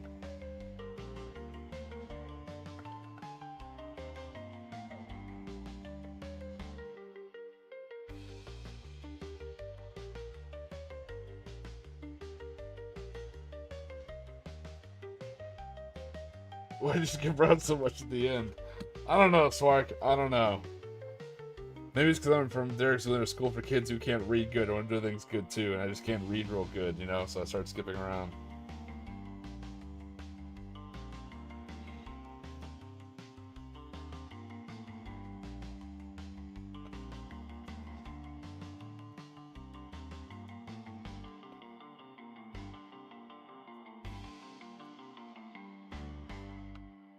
Alright.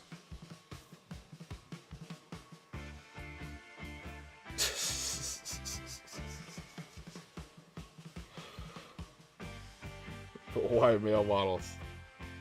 Well, you don't want to know, RK. It goes into it. Just strangest thing I ever read. It's alright. I learned something. I learned something about streaming today. Now known as the Swark rule.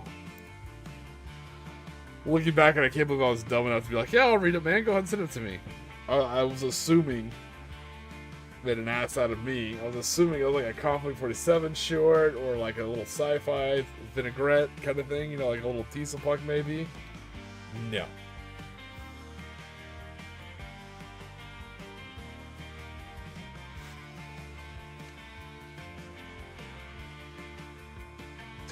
It's wildly unnecessary, Swark.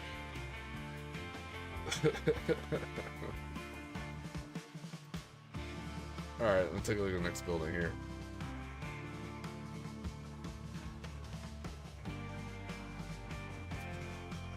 I got the roof ready.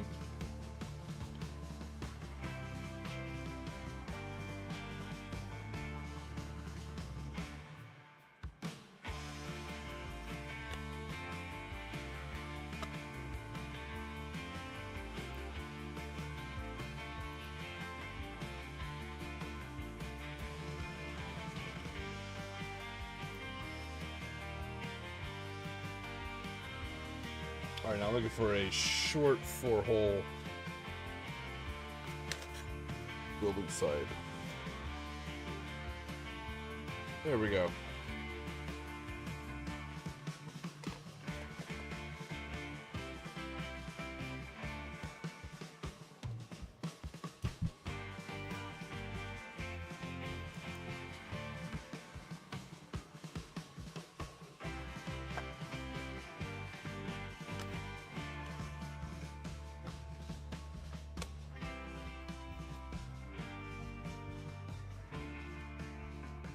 Oh, where's that one piece? There it is.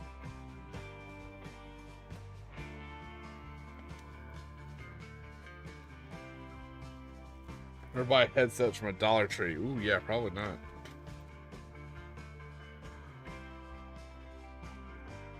All this red yarn on my lap. I guess Smart timed it perfectly for everybody between the yarn and the tomato food.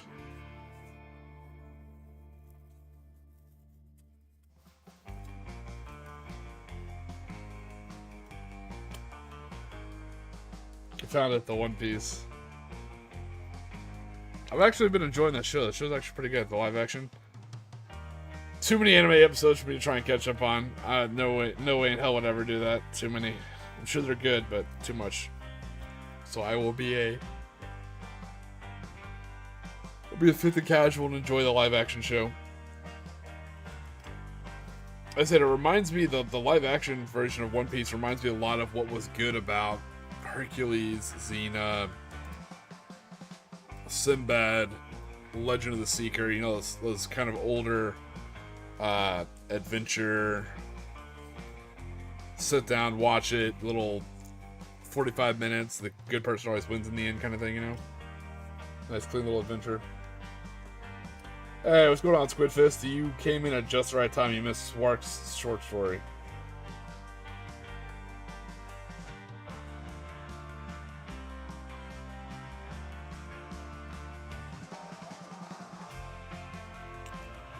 And trust me, you don't want to know.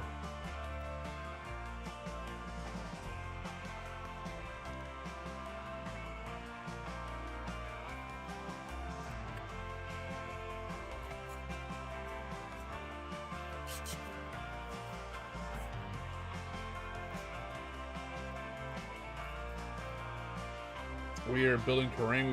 We've already built a huge 2-story, and now we're building these little smaller 1-story squat little style huts.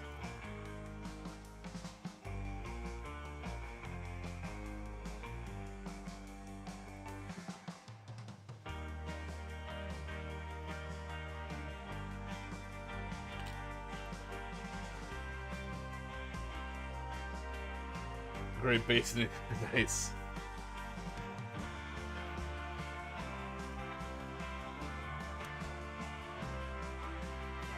Got a nice little dry fit going.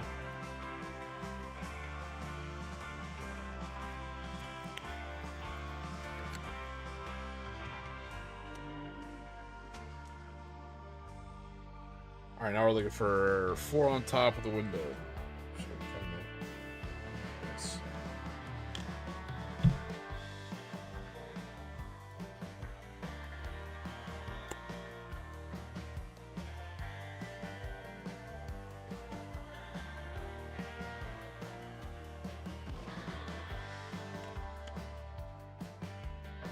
There we go.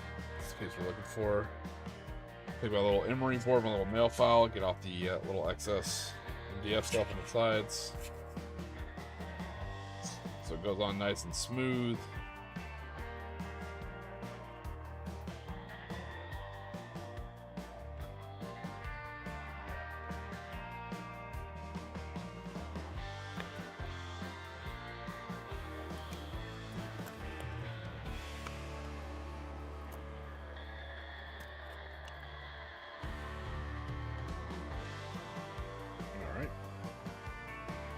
Yeah, I think I'm gonna build like little walkways between the roofs too, you know, with some like popsicle sticks and stuff like that.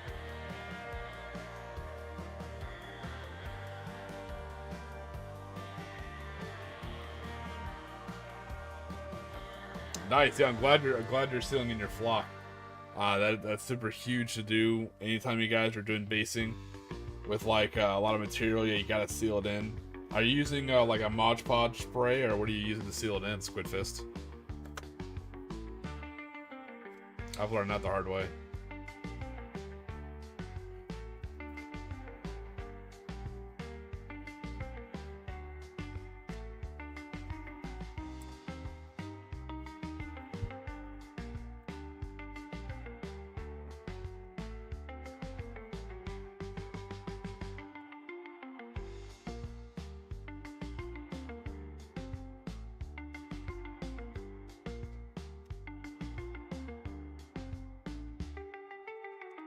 But Spark, I'm actually really surprised that your whole short story wasn't like, I could see that being like told in a series of emails between like 2 people at a company that's like found on some computer in the middle of like Cyberpunk 2077, you know? Like you hack into someone's computer and you're like reading that whole email story. I could see that happening in the world of Cyberpunk.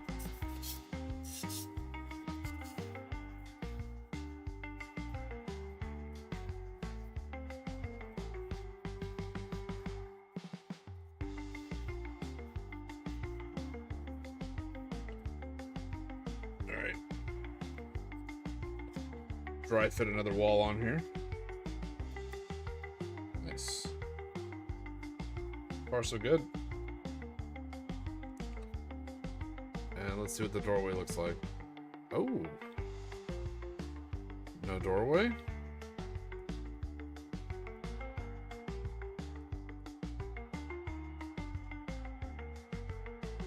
That's odd.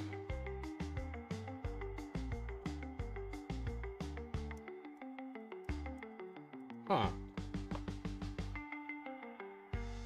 Okay. Alright, I guess one of these doesn't have a doorway. That's fine.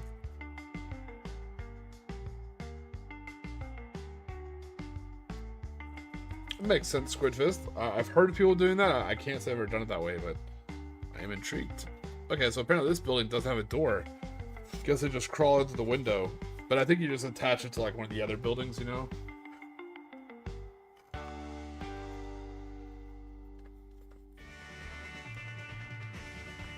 So looking for 4 across the top with some wall damage. Right there, nice.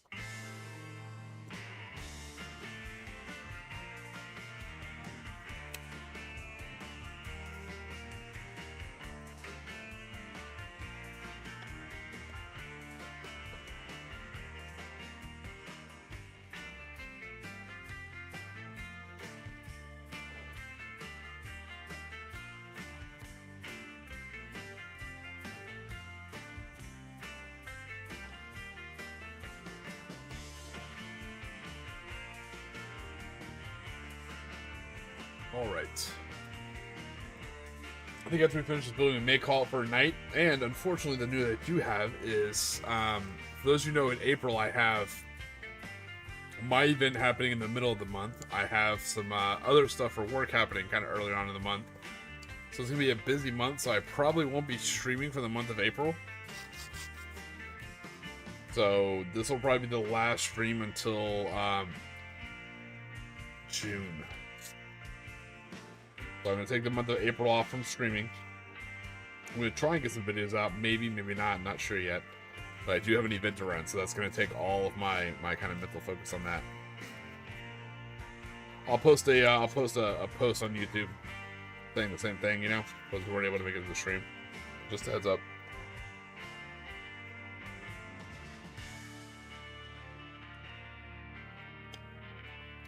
Yeah, no, I get you. Same thing here. I like Squidfist. Other than Squark's crazy ass stories, I've really enjoyed this stream because I've been able to just like zone out, not worried about painting and just building. Oh, Squidfist, I do want to show you this.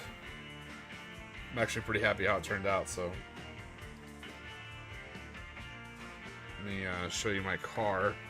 I was showing off earlier. I like the way it came out.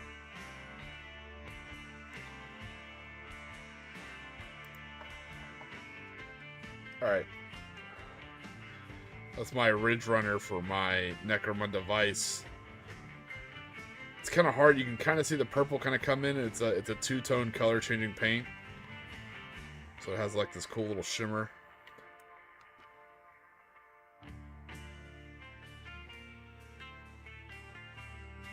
So I'm really enjoying, like, especially when you move it around, like when you turn it just right, it goes like full Joker Lambo style, like purple metallic.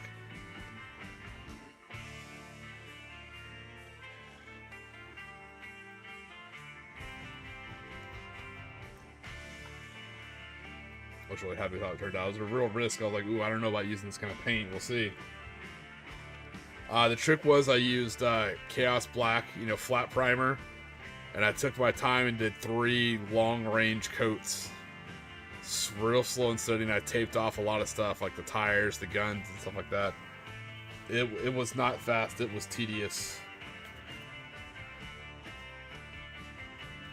But I think it got kind of a cool look to it. Alright. That is another building dry fit. Let's go and get this guy glued up. We'll be good to go. I will show you. It is, the brand is Rust-Oleum, and that's the color shift part. It's got this little blue purple fish. So yeah, Rust-Oleum color shift.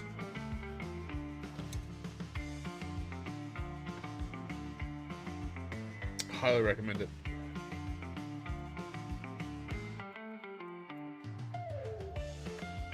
Especially if you have like some plastic junk that you're like trying to turn into like some terrain and you want to spray paint something like that. I mean, it has some real cool look to it. You could do like some real cool like Xenos artifacts, you know, for like objectives.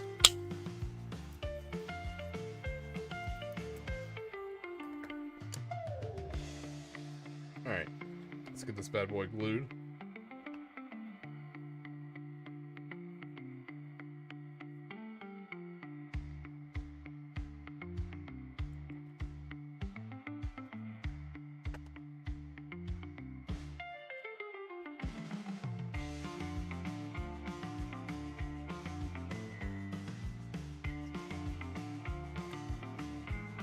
And Squidfish do have a new rule on stream. It is now known as the Swark rule. And what it is anytime someone wants something read on stream, it's extremely important to read the thing in its entirety before you read it on stream. I know it sounds like a knucklehead move now, but I did not read his story ahead of time. It was still funny, either way.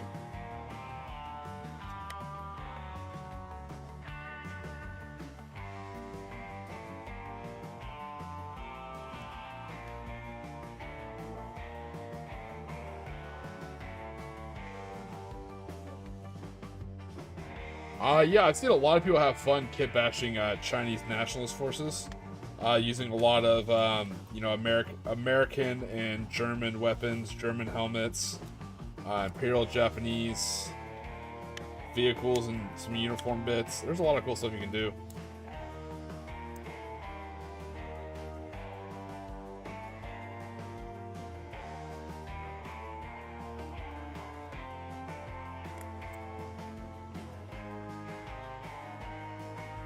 Yeah, kind of like a Tiki point. I contributed. No, you absolutely contributed, Sorry, I just like giving you shit. No, it was a funny short story, man. I was like having a little inside jokes that we can run now.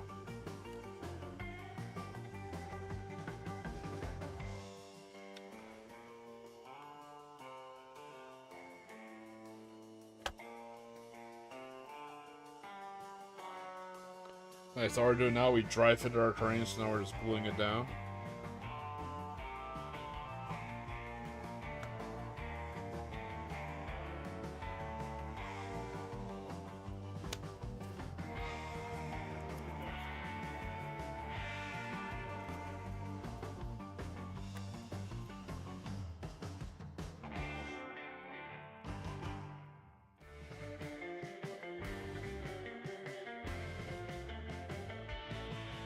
Yeah, I like that better, the Spark Protocol. Absolutely. Absolutely.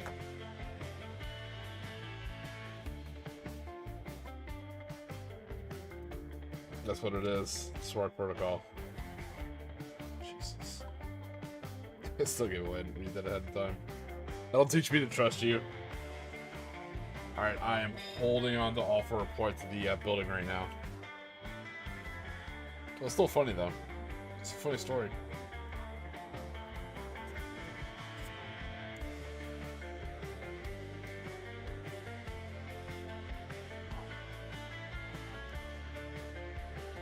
So it's a night stream. I gotta do something a little bit different. Instead of painting models, instead of painting the Blue Division I've been working on, or some Hula Girls, I actually got to do a little bit of terrain building. I love building terrain.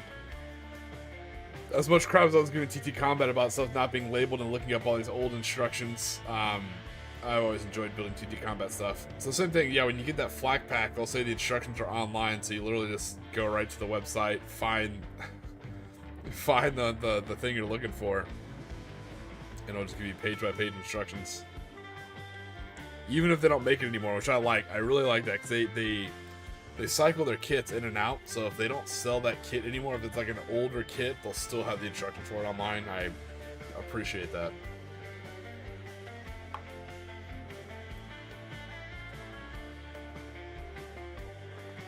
Yeah, I think this would be some great North African.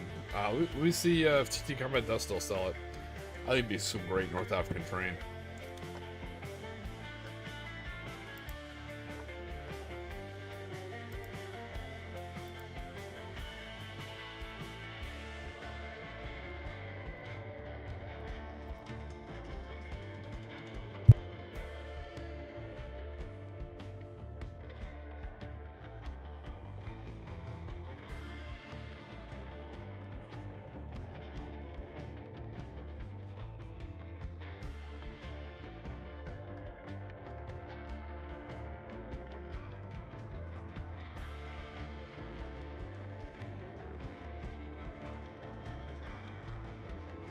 Alright, I'm checking right now in their fantasy realms. Part of their terrain. A lot of good stuff. Not just for Old World, but for 40k. Okay, here's all their desert stuff. Oh, yep. Okay, yeah, they do still sell Oasis Town. So, Oasis Town is $43 American. And you get 1, 2, 3, 4, 5, 6, 7. You get 7 buildings. Not bad. And there's also there's a bazaar too, which looks really cool. So I will take this.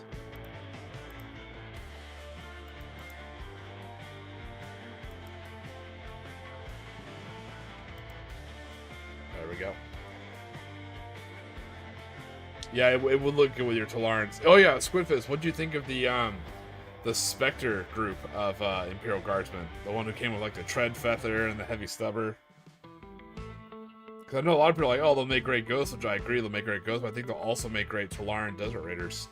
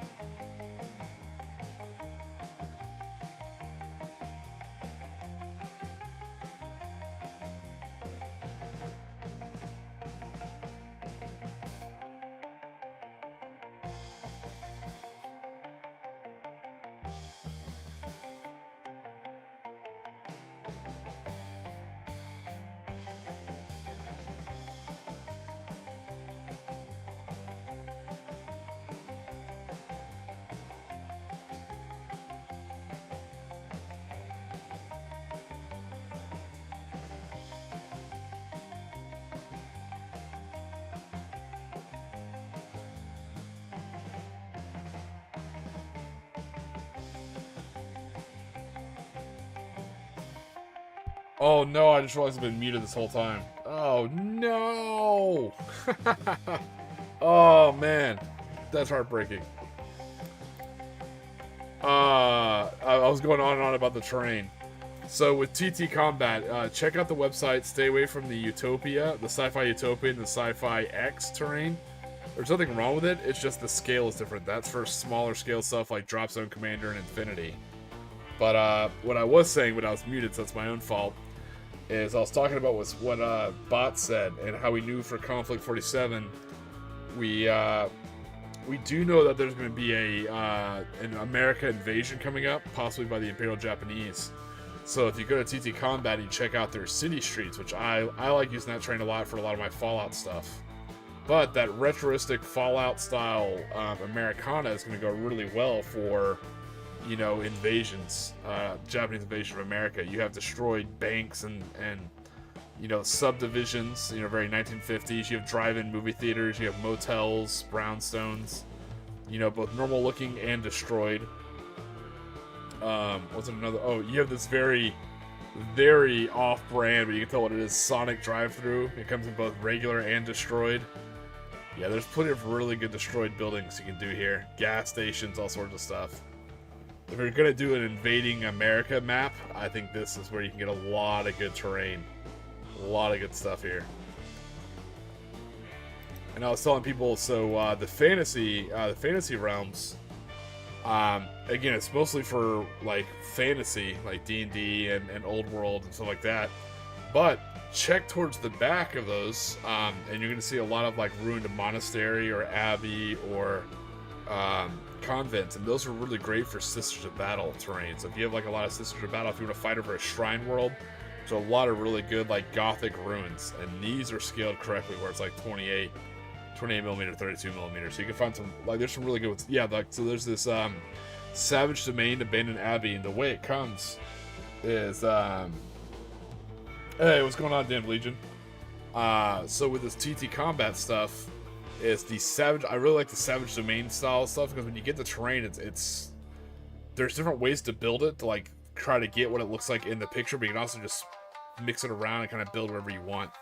So it's very, very modular. I really, really like that. Like if you take a look at the Fantasy Realms part, the Ancient Beacon, the Abandoned Abbey, the Derelict Enclave, I mean, these are really cool, like multi-story actual ruins that would work for 40k really well. And they actually have 40k terrain.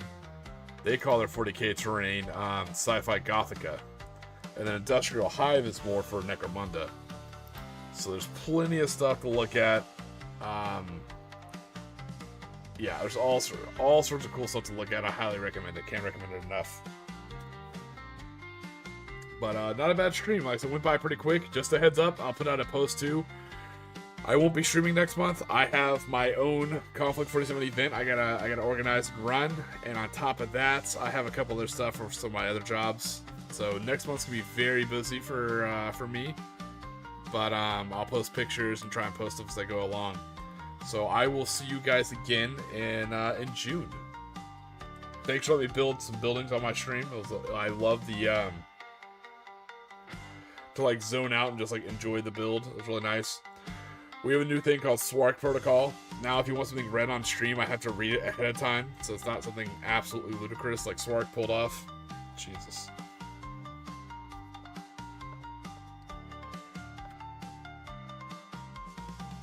I have no idea what you're talking about, Dan Bleach, and I've never been there. I don't even speak Farsi, I don't think.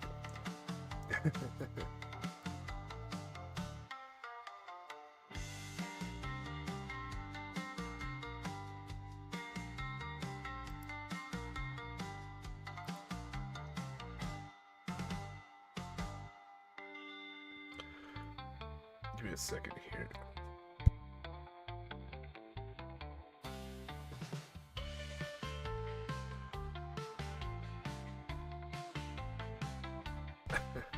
Alright, so for those of you guys who are going off to sleep, I hope you get the sleep you deserve. If you guys headed off to work, you have a great day. I hope no one enacts the Swark Protocol while you're at work.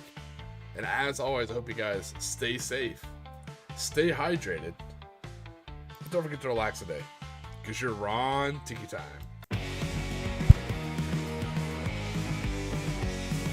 Shipwrecked soldiers on moon and sand, type today, rifles in hand, hula gals with summer smiles, no war drums, just beach for miles. Ghost Park by Tiki lights, shadows dance in tropic nights, sand beneath where boots once stood, paradise ain't so misunderstood.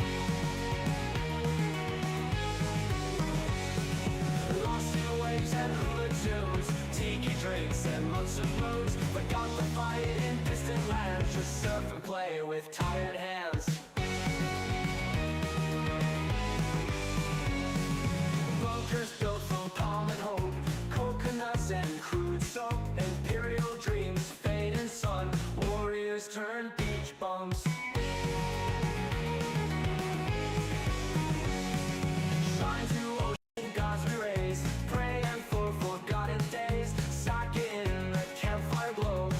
to surfboard and float. Lost in waves and hula tubes, tiki drinks and lonesome moons. Forgot to find in distant lands, just surf and play with tired hands.